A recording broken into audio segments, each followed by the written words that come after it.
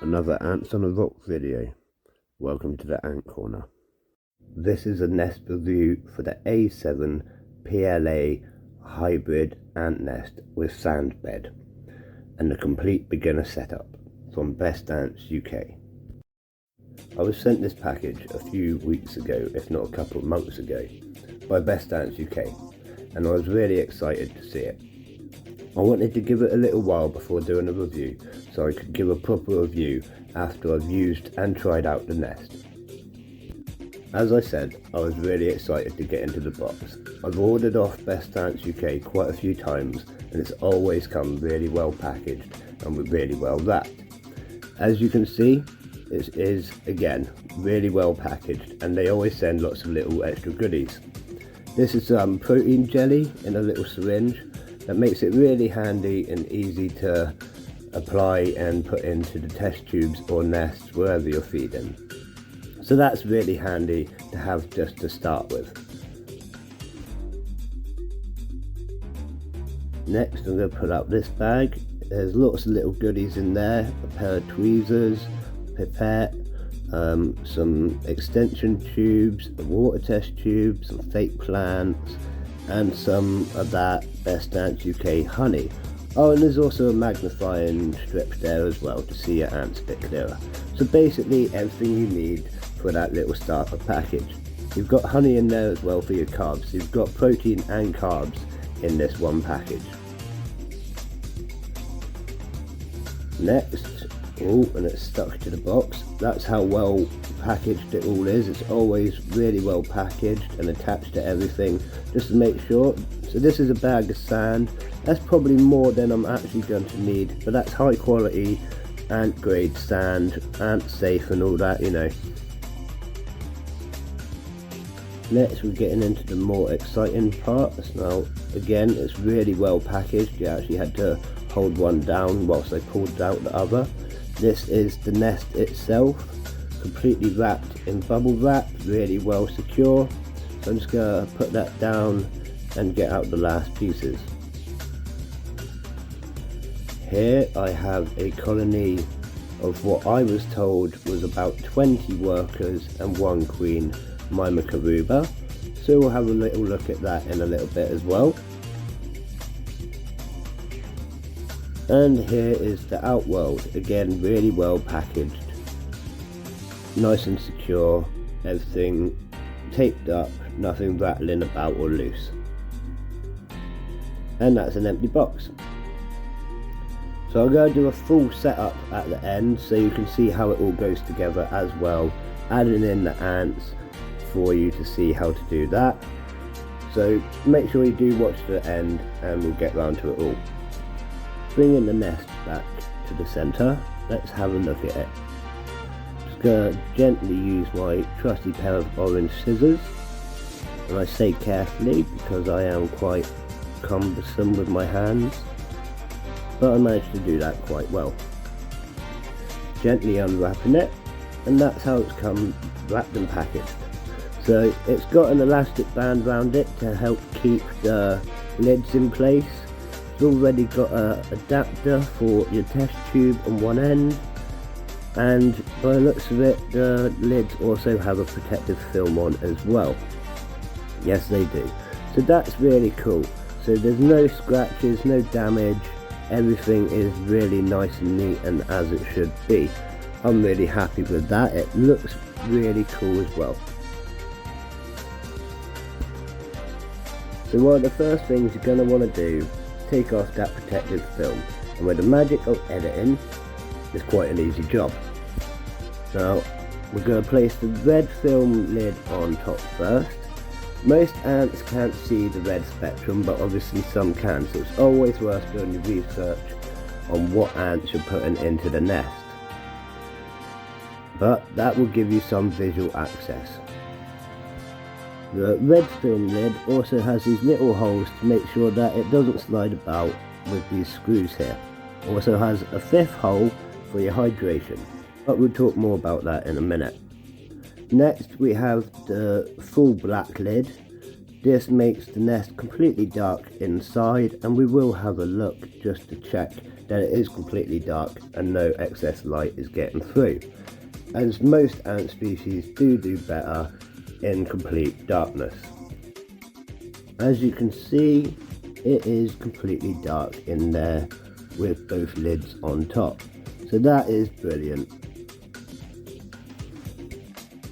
All in all, I really do like this nest. I think it's great for a founding colony. It's perfect size really. As you can see, it's a really pretty nest. It's got its queen's chamber. That hydration sponge that I talked about earlier is connected through a little gauze or something there, a little meshing. The only problem I have had with that sponge is that I've overwatered it slightly and that flooded the nest once, but that wasn't an issue. It dried out in about a day and the flood was gone. The ants moved back in and it really wasn't an issue. We have some air holes in the middle here above the main chamber. This is just to make sure there's that little bit of airflow within the nest. And that's perfect, that's all you need. They're really small as well, so most species won't be able to get out of them. But obviously, no nest is flawless for all ants. There's 2 connection ports, one on either side.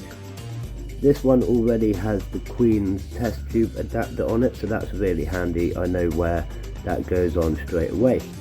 The only thing I will say is whilst you've got your Queen's test tube attached and you've got the other end attached to an outworld, there's nowhere to put a thermometer. So it's kind of hard to monitor the temperature and humidity within the nest.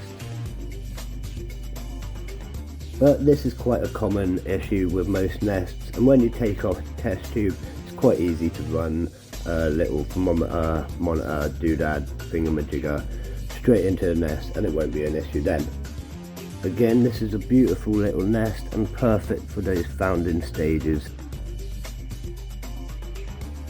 Now I'm going to show you the outworld, and I'll do this real quickly for you because it's fairly simple and straightforward. So here you see I have the outworld. It's fairly simple, I say it's very straightforward. There's an outlet port on each side and 2 extension tubes inside. On the lid we have this air hole which is covered by a very fine meshing. And again, most species of ants can't get out of that, but no mesh is foolproof to all species. But as you can see, it is really small. So moving on, put that to the side. We've got 2 extension things which go in the outlet ports, so we're just gonna pull them out. They're attached by tape. They've got a stopper in one end, and they really simply just push into the holes either side like that.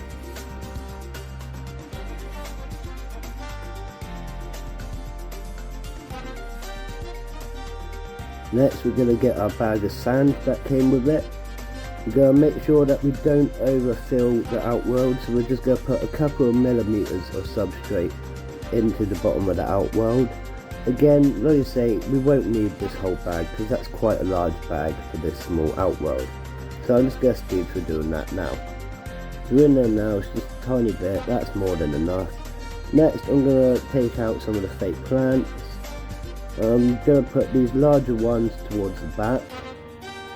As always, when you're doing something like this, it helps to put the larger items towards the back and the smaller ones towards the front.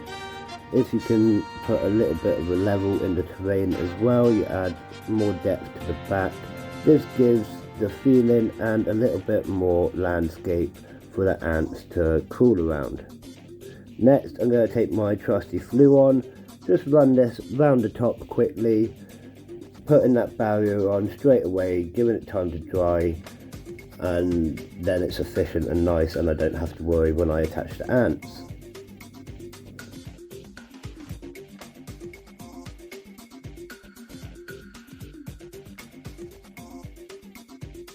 Next, I'm just going to have a quick look at how it all goes together. So we've got a water test tube for one side, some extension tubing for the other side, little adapters to connect it all.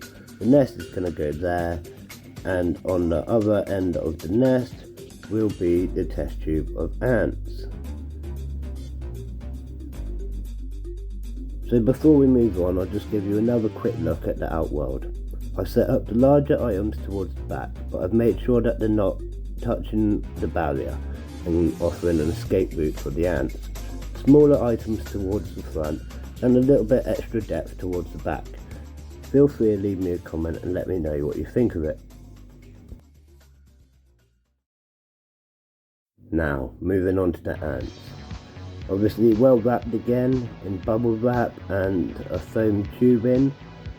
So we're just going to gently open this again with my big old hands and my trusty orange scissors. See, it's quite tight, really safe and secure, so we're going to need the scissors. Just gently, being careful not to cut anything or pierce anything you're not supposed to.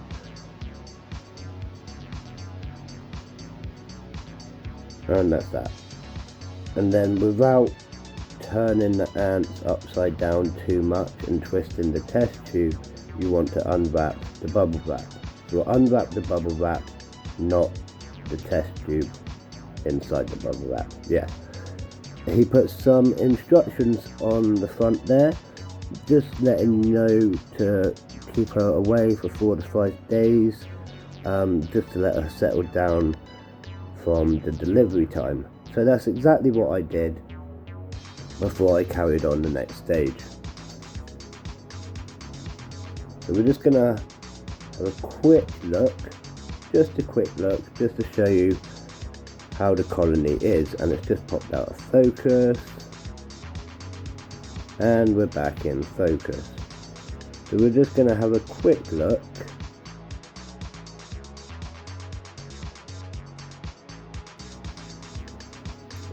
Wrapped in tin foil as well, so that's really handy. It saves me a job to do. So just gently.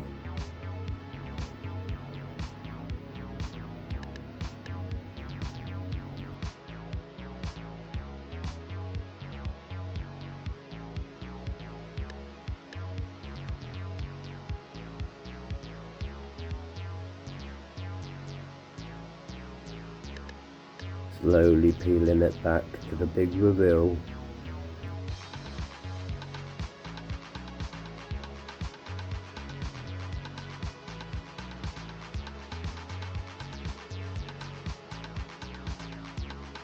Okay, well I'm going to say that's more than 20.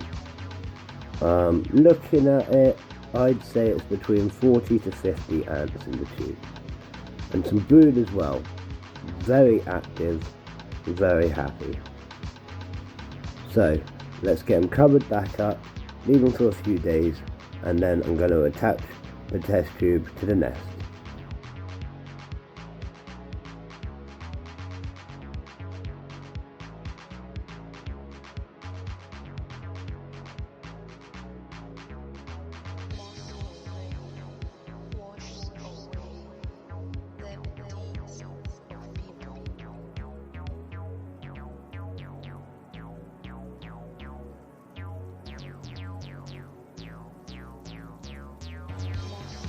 Four days later.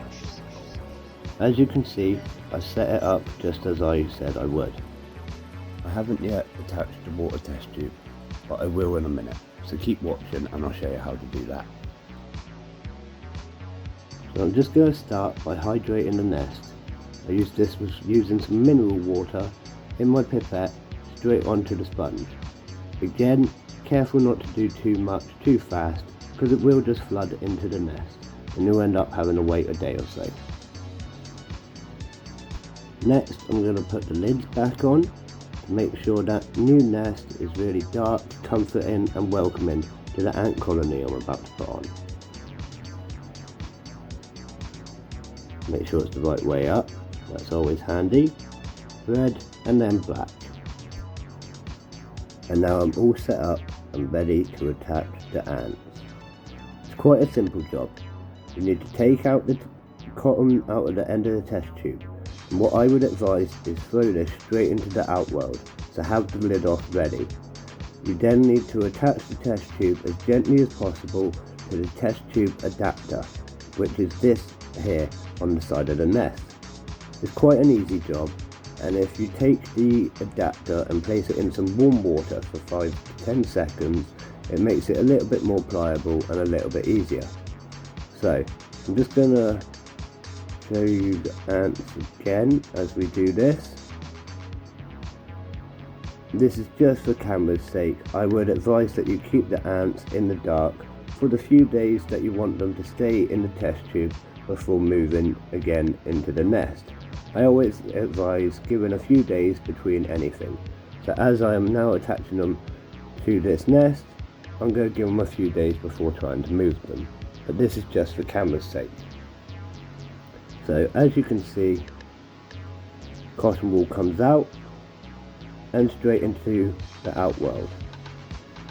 And then it's just a job of gently manipulating this, and with the magic of editing, it's done.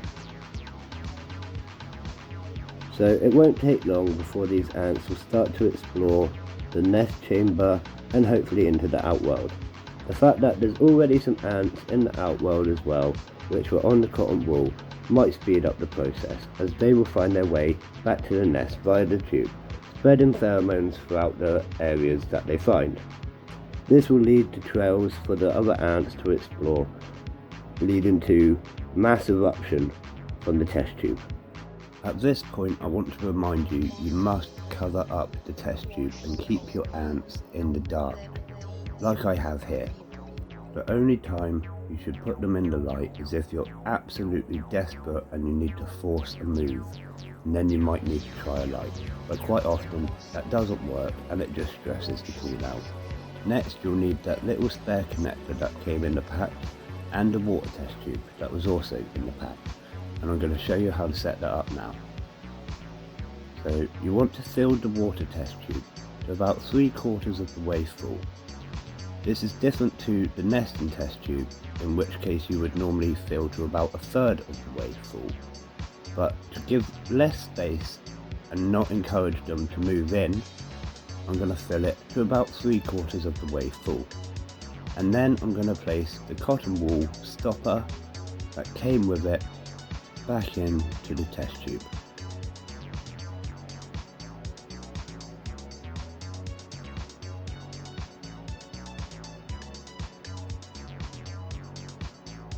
Now I like to give it a little swish round as I'm pushing it up, just to make sure that the water's coming through as it should do.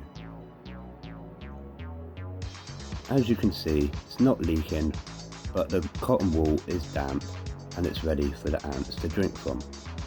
Now it's just a simple matter of connecting the test tube. Just like that, with the magic of editing. I hope you've enjoyed this little review and it's given you a little insight into this product. I'm going to put a link in the description to Best Ants UK. Again, they've got an amazing range of loads of different products, loads of different ants, and again, he's one of my top rated suppliers because he's really great to talk to. He will get back to you, giving you advice and helpful tips, and also just good to talk to about ants. He's a very friendly guy. So head over to Best Ants UK, and as always, see you again, ant fans.